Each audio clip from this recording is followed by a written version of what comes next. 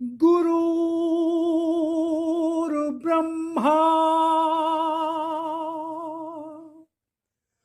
गुरुर्विष्णु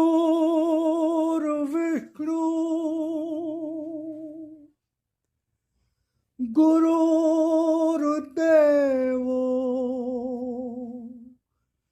महेश्वरा गुरुर्साक्षात् परब्रह्म तस्मै श्री गुरुवे नमः।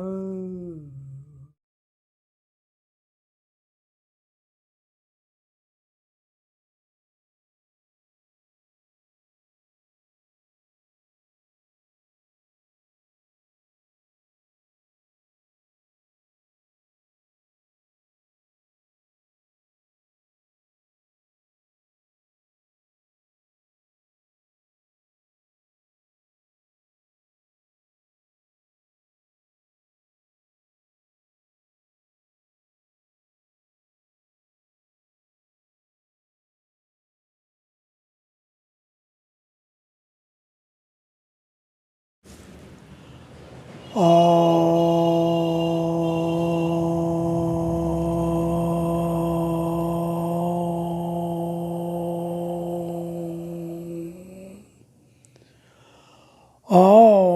भूर्भुवः स्वः तत्सवितुर्वरेण्यं भर्गो देवस्य धीमहि धियो यो नः प्रचोदयात्।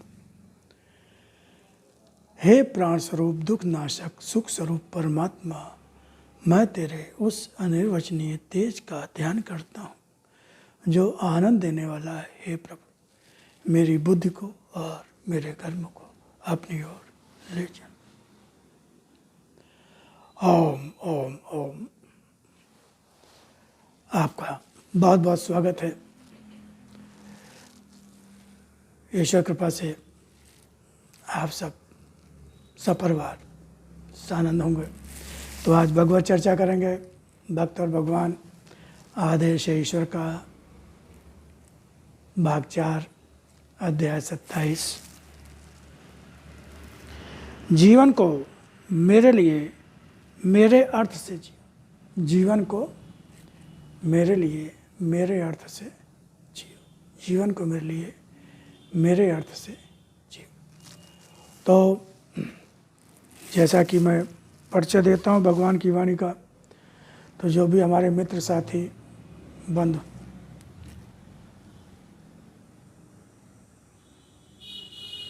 भगवान की वाणी से पूरी तरह से परिचित हैं, परिचय प्राप्त हो चुका है, समय का अभाव है तो वो नीचे टाइमिंग दी होती है, उतना भाग स्किप करके वीडियो का वहाँ से वो भगवान की वाणी को सुन सकते हैं। बाकी मैं जो हमारे नए मित्र हैं, जो नए संगी साथी हैं, बंधु हैं,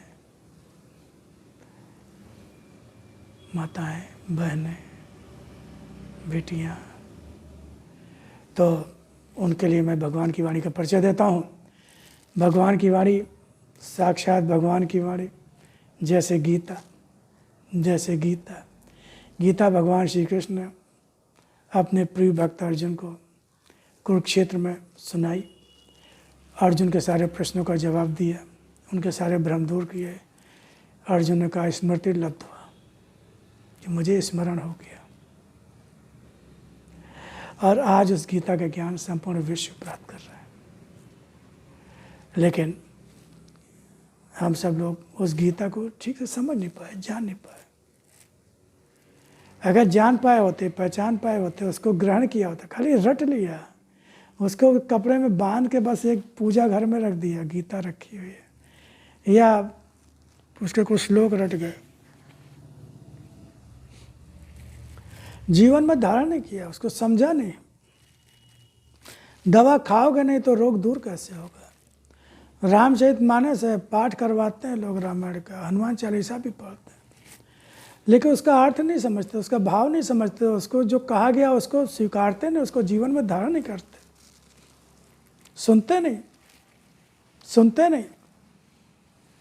भगवान को मानते, भगवान की मानते नहीं, डॉक्टर को बहुत मानते हैं, डॉक्टर की मानते नहीं, तो क्या रोगी ठीक होगा? क्या रोगी ठीक होगा? क्या डॉक्टर की कितनी भी प्रशंसा करो, बहुत बड़े डॉक्टर, बहुत बढ़िया डॉक्टर, बहुत बड़ा क्लिनिक, बहुत तामझाम हो, वाह क्या बात है, बहुत बढ़िया शक्ल सूरत है, ये वो सब, लेकिन जो दवा वो देते हैं, जो बताते हैं, अगर उसको आप इस्तेमाल नहीं करोगे, उस हिसाब से चलोगे नहीं, तो प्रशंसा के, डॉक्टर की प्रशंसा करने से आपका रोग दूर हो जाएगा क्या? तो भगवान की प्रशंसा करने से क्या हम स्वस्थ हो जाएंगे? क्या हमारे रोग, हमारी समस्याएं दूर हो जाएंगी? क्या भगवान को हमने कोई मंत्री और विधायक, अधिकारी मान लिया क्या कि खाली चापलूसी करते रहो, अब वो आंख बंद कर लेगा, हम कुछ भी करें?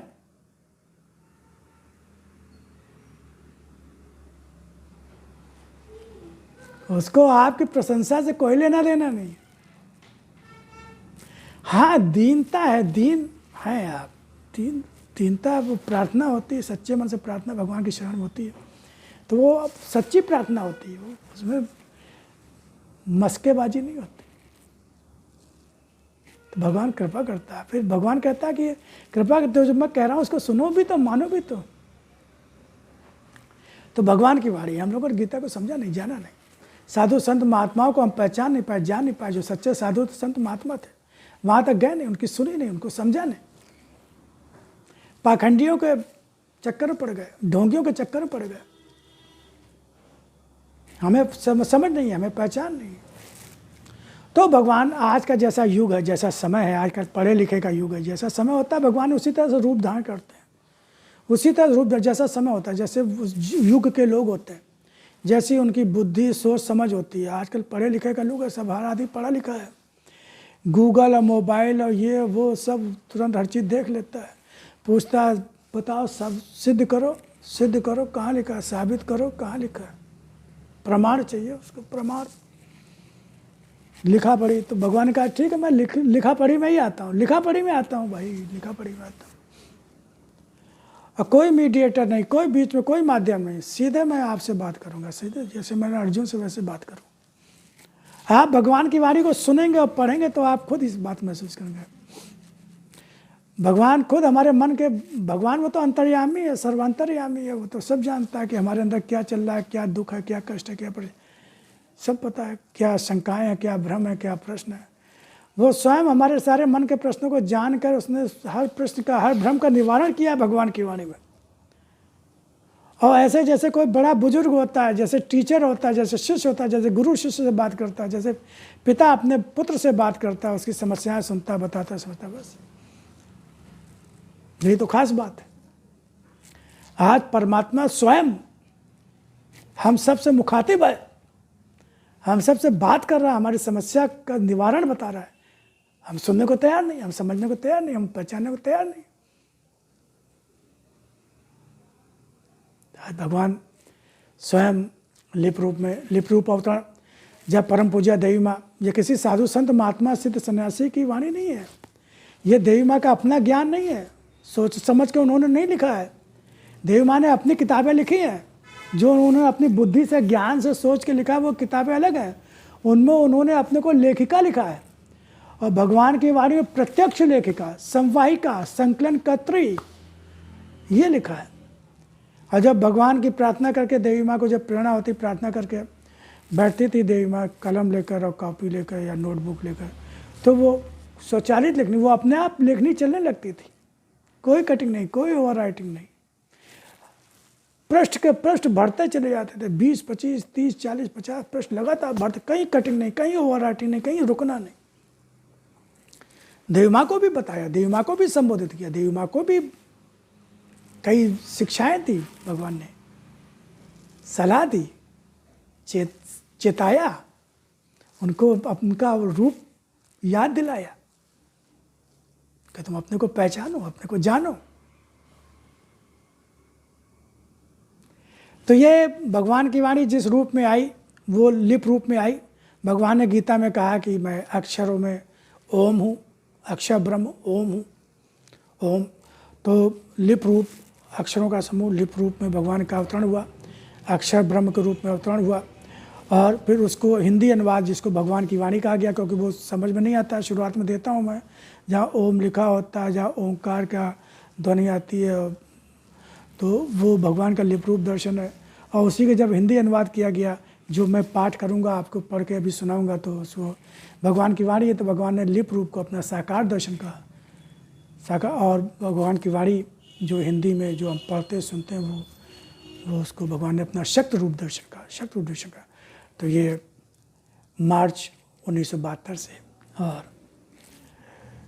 जनवरी 2003 तक ये भगवान की वाणी 400 से ज़्यादा खंडों में भगवान की वाणी आई। तो अब मैं इसका वाणी का पाठ प्रारंभ करता हूँ, ज़्यादा मैं आपका समय नहीं लेता हूँ, तो मैं वाणी का पाठ प्रारंभ करता हूँ। बहुत ध्यान से आप इसको सुनेंगे। ओम ओम ओम।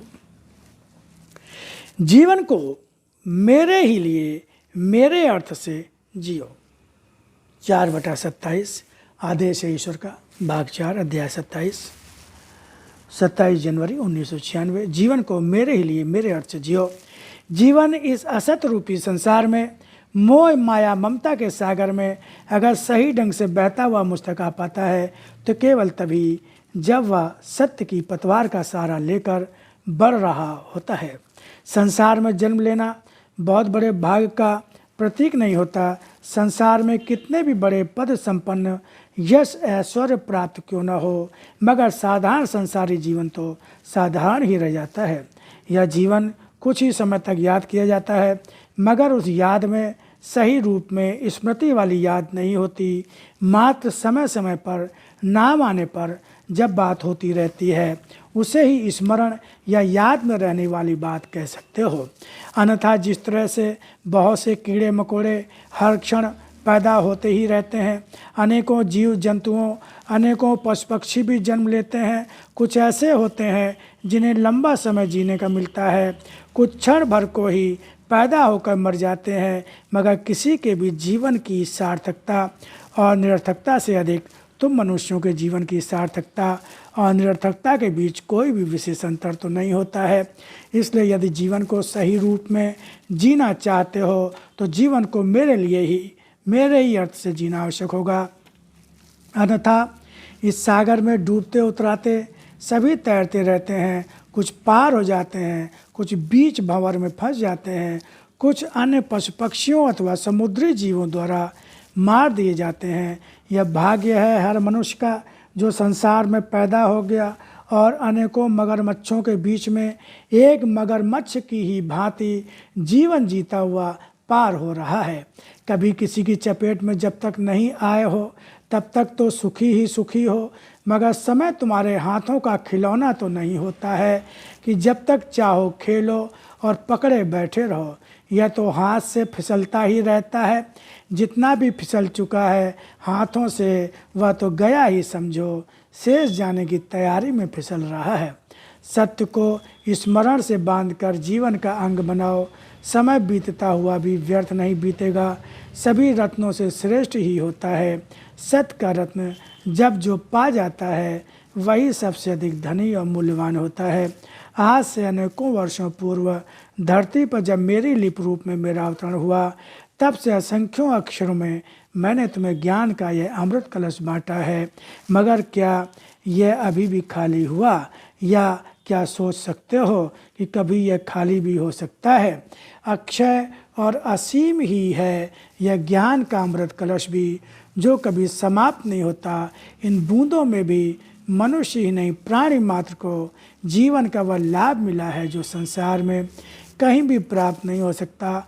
अनवरत बरसती ये ज्ञान की बूंदें मनुष्य को क्या देंगी, यह तो समय के साथ ही समझोगे, या भी समझेगा तो वही जिसके भाग्य में समझना होगा। समय में आती परिस्थितियों में जब फंस ही गए, तब समझने या न समझने का अर्थ भी कुछ नहीं होगा। यह भी सत्य है कि असत्य के रूप में अपने शरीर और शारीरिक संबंधों के द्वारा माया मोह में चिपका मन सहसा ही तो सत्य में आसक्त तो हो नहीं सकता है। फिर भी मैं अपने धर्म का पालन करता ही हूँ। तुम मेरी अच्छी संतान हो या बुरी, भाग में जो भी लेकर संसार में जन्मे हो, वह तुम्हें प्राप्त होना ही होगा। फिर भी अपने धर्म के निर्वाह के आधार पर मैं सभी को अपने ज्ञान का आधार देता ही हूँ कि यदि मनुष्य चाहे तो ज्ञान का आधार लेकर जीवन को बदल भी सकता है, इसके पहले कि वह स्वतः अपने कर्मों से प्राप्त अपने भाग्य का परिणाम पाए। उसके पूर्व ही यदि वह स्वयं को सुधारने के लिए इस ज्ञान का आधार पा लेता है तो स्वयं को अपने जीवन में ही एक नया रूप दे सकता है। यह भी सत्य है कि स्वतः कर्म के आधार पर सभी के जीवन में परिणाम एक जैसा ही तो नहीं होता, हर एक का अपना अपना अलग ही होता है। किसी को सुख किसी को दुख मिलता है। तुम्हारी बुद्धि तुम्हें यह भी बता सकती है कि तुम्हें स्वयं ही अपने कर्मों के आधार पर जीवन में जीवन के परिणाम रूप में जो मिला है वही श्रेष्ठ है। फिर अन्य कुछ पाने के लिए भागने की जरूरत भी क्या है? यह तुम्हारी अपनी बुद्धि और तुम्हारी अपनी इच्छा पर निर्भर होगा। चाहो जीवन को नया रूप दो अथवा पूर्व संचित जिस रूप में भी जो लेकर आए हो उसे ही पाओ। मैंने किसी को भी जीवन देकर उस पर किसी भी प्रकार का कोई भी बंधन नहीं डाला है। वह स्वतंत्र है स्वयं में अपने ही अनुसार जीवन को जीने के लिए। ओम ओम ओम। तो अब इसके आगे आप सुनेंगे 4/28 आदेश ईश्वर का भाग 4 अध्याय 28 जीवन रूपी रथ का सारथी मुझे बनाओ मन और बुद्धि को नहीं। जीवन रूपी रथ का सारथी मुझे बनाओ मन और बुद्धि को नहीं। 28 जनवरी 1996। इसको आगे हम के भाग में इसको हम सुनेंगे। तब तक के लिए आप इसका चिंतन मनन करिए, ध्यान करिए, बार बार सुनिए, बार बार समझिए, भगवान से प्रार्थना करिए और जन जन तक पहुँचो। जहाँ अंधकार है उस मन तक पहुँचो जहाँ मेरी पुकार है। तो ये एक भगवान की सेवा है कि जो दुखी है, परेशान है, आर्थिक तंगी से हैं, डरे हैं, भयभीत हैं, पारिवारिक समस्याएं हैं, बहुत सारे कष्ट हैं, क्योंकि असुरी समय चल रहा है, असुरता बढ़ रही है। तो उनको भी सहारा मिले, उनको भी आधार मिले, उनको भी भगवान की पहचान हो और उसमें हम सब पुण्य के भागी बने। तो अगर हमारी समझ में आता है, हमको समझ में आता है तो उसको हम आगे बढ़ाएं, औरों तक भी अपने तरीके से पहुँचें। फिर हम किसी भाग को लेकर आपको फिर आएंगे। ओम ओम श्री।